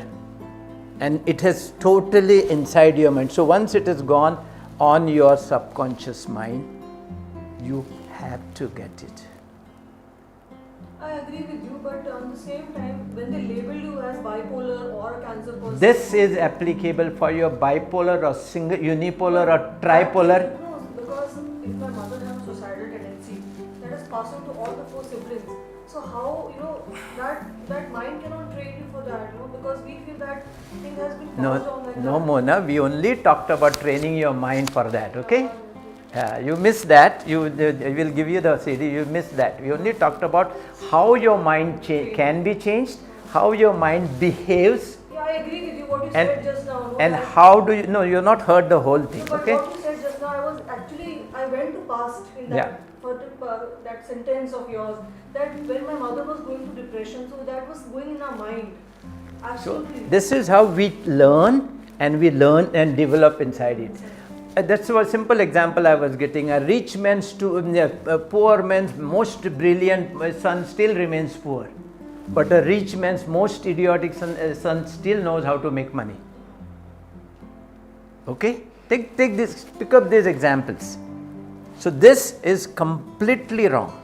So this is gone out of your habit. Now, see, in a fat family, everybody is fat. How? Because the mother themselves has made them a habit to eat more. Unless you eat more, she is not happy. She has made you a habit of eating more. It's only when you have eaten sufficient that you are satisfied. So that more becomes your normal. So you become fat.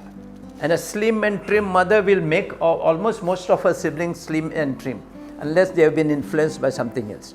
So we are influenced in our unconscious mind, which keeps on happening, which supersedes our conscious mind by 40 million times. It is that powerful. Today's science, this is today's new science we are looking at.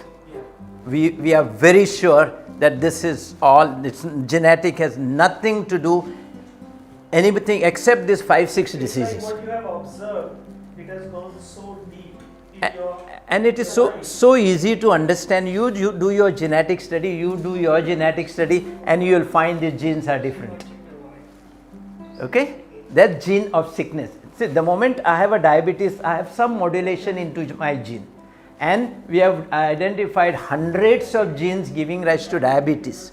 So this brings me to another question. If this is so proven in science today, It's not yet proven by everybody. The whole science does not know it. This is our new science, okay? Because doctors still, talk about family history, each and everything. You talk about cardio, you talk about anything when you go, and even... We need to change it. This is where I'm spending my time on it. So, Doc, you are saying that when she says that her mother had suicidal tendencies and all of her siblings may have it, is because she wants to believe that? No, she's been made to believe that. Whatever your parents have taught you, what's your profession? Businessman. What's your father did? What's your grandfather did? Okay. Suddenly you have not become a job man. Nah? Look at the people whose parents have been only doing jobs. Their siblings only look at the jobs. fall into that category because we always heard from early childhood, you need to be to a job. So repetition your unconscious lifetime from 6 weeks to 7 years, it is fixed inside. And then even during your twilight stages, even when you became beyond 6, it's the same thing that you are hearing and putting in inside. So obviously you try to behave, that's ultimate.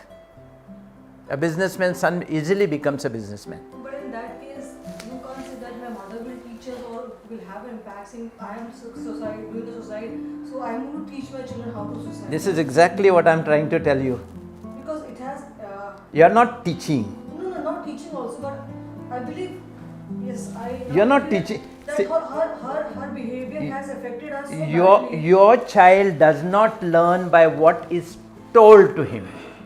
Your child learns by seeing, by touching, by feeling, okay, by observing, and it learns by environment. Whatever happens in when you are talking, you create a particular environment. That environment, I am interacting with that environment. So when you are creating the same environment in your whole house repeatedly again and again, so it is belief and repetition.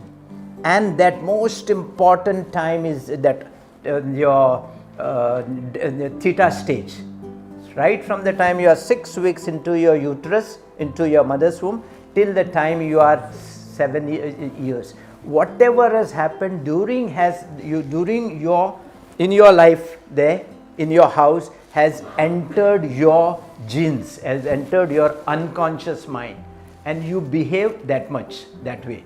And your unconscious mind is, I have to repeat to you because you were not there, is 95% is unconscious mind, while only 5% is conscious mind. The good part Okay? is it can be changed. It can be changed. Today we are learning how to change. These are the only 3-4 things we have learned today to change. As time goes, we will definitely get something more. As time goes, we are used to medicine also. We might even create some medicines onto that.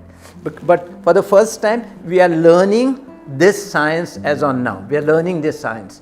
This is what I would say it as a new age science. This is called as a new age science. There is a full-fledged science, branch of science which is developed called as epigenetics. It's a total branch which is to be taught to we have never heard about, developed over the last few years. What is epigenetic means? It's above the genes. Epi is above the genes. It is control over your genes. How can you alter your genes? Today it's very easy for us, it is possible to alter your gene and your behavior. Once I alter your gene, I alter your behavior. It is possible today. Because we have this branch of epigenetics. Try and study this branch a little bit. Epigenetics is so fantastically telling us. First day you see when you learned your car, okay, and you're so stiff, Yep. okay, but you drove well, Yes. and then slowly you learnt it, and you repeatedly drove it, kept on driving it again and again. Kept on pushing it even in your twilight. Today you learn driving, even when you are sleeping you are thinking, how did I learn driving? So you used your repetition, you use your twilight stage, and then you slowly put it into your unconscious mind. Today, as you are seeing that side, somebody comes there, your brake legs goes on the brake. So it is possible to change your unconscious mind very easily even at this stage by repetition. That's what, these are the 3 words we know right now. The faith, visualization, the faith and the repetition, and making use of this twilight stage where you can enter your unconscious mind. Okay? Thank you.